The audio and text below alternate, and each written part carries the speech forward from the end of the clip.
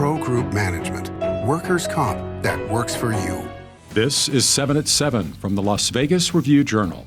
A man convicted of murdering his girlfriend is sentenced to death, making it Nevada's first death penalty sentence in more than 5 years. Good morning and thank you so much for joining us on 7 at 7. I'm Cynthia Puga. In top stories, sponsored by Nevada Hand Silver Sky Assisted Living Community. Learn more at nevadahand.org. The Metro Police sergeant arrested on charges of possession of child pornography has posted bail. Court records show he posted bail on Saturday after he was arrested on Wednesday. Sergeant Kevin Menon was also already facing charges accusing him of unlawfully detaining people on the Las Vegas Strip. His bail was set at $100,000. Menon is expected back in court on November 7th. A Las Vegas jury has sentenced a man to death for a 2012 murder, making it the first death penalty sentence in Nevada in more than 5 years. The jury found 54-year-old Robert Brown guilty of murdering his 29-year-old girlfriend after breaking into her apartment, attacking her, shooting and injuring her mother, and then shooting towards a 3-year-old girl also inside the apartment. The state of Nevada has not executed anyone since 2006.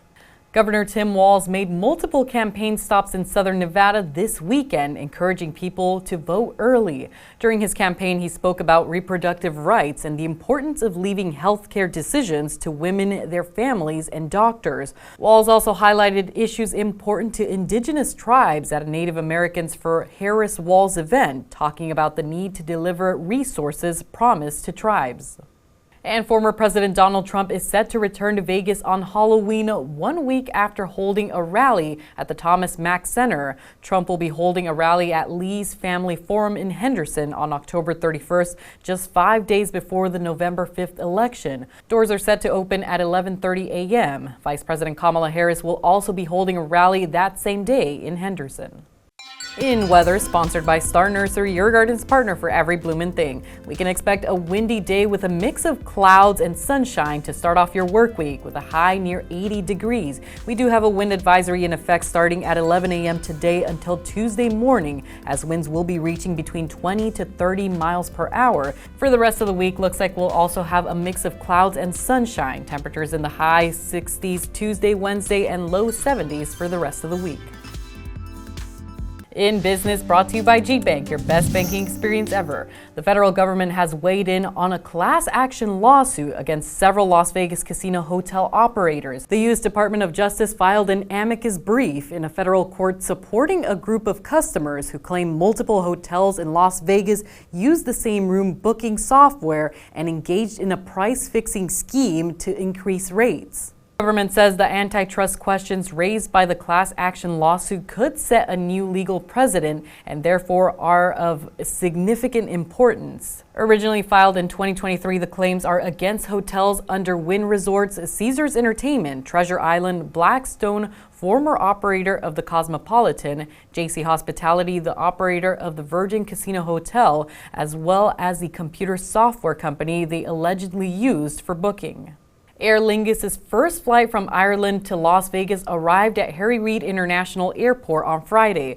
More than 300 passengers were greeted by members of the Southern Nevada chapter of the Sons and Daughters of Erin, as well as 4 Vegas showgirls dressed in green who danced at the baggage claim area to Viva Las Vegas. The flag carrier airline of Ireland became the 19th international air carrier to fly to Las Vegas' airport, and Dublin became the 20th international destination. The seasonal service that will run through April will normally operate Tuesdays, Thursdays, and Saturdays. Sports brought to you by PST Taverns. With over 65 locations, there's a PT's near you. Visit ptstaverns.com. A record crowd showed up to Allegiant Stadium on Friday to watch the 2 best Mountain West football teams slug it out in a big game. UNLV came up short in the 29-24 loss to Boise State. An announced crowd of 42,228 marked a historic crowd for the UNLV football program. In the end, the Broncos made more plays when it mattered most. The Rebels have a bye before facing Hawaii on November 6th, and their record stands at 6-2. In health, brought to you by Centerville Senior Primary Care. Discover primary care focused on you. Fall is prime time to get a flu vaccine to protect yourself through the worst of respiratory infection season. Recently released data from the Southern Hemisphere, where flu season typically runs from April through September, suggests that this year's flu vaccines offer 34% efficacy efficacy against hospitalization compared with 50% last year. You can schedule an appointment to get a flu shot with the Southern Nevada Health District. Just visit southernnevadahealthdistrict.org. Sports betting brought to you by the Las Vegas Paiute Tribal Smoke and Cigar Shop. Monday Night Football pits the 2-5 New York Giants against the 5-2 Pittsburgh Steelers. The Giants are 6-point road underdogs and are plus 225 on the money line on Station Casino's STN app. The total is 36.5. Russell Wilson threw for 2 TDs in the Steelers' 37-15 win over the Jets last week, and Daniel Jones has not thrown for a touchdown in his last 3 games and was benched for Drew Lock once their 28-3 contest against the Eagles was out of reach in Week 7. Vegas Nation, brought to you by Station Casinos, STN Sports. Download the app today. It's the 4th straight loss for the Raiders, this time to the Chiefs at home. 27-20 the final score at Allegiant on Sunday. Despite the loss, the Raiders did get back wide receiver Jacoby Myers, who had a positive outlook about the team's effort. Anytime things don't go your way, especially as hard as we go, as hard as we practice, it'll be a little frustrating, but it's football, man. It's a learning experience at the end of the day. And if you don't see it as that, then it's going to be a long year for you.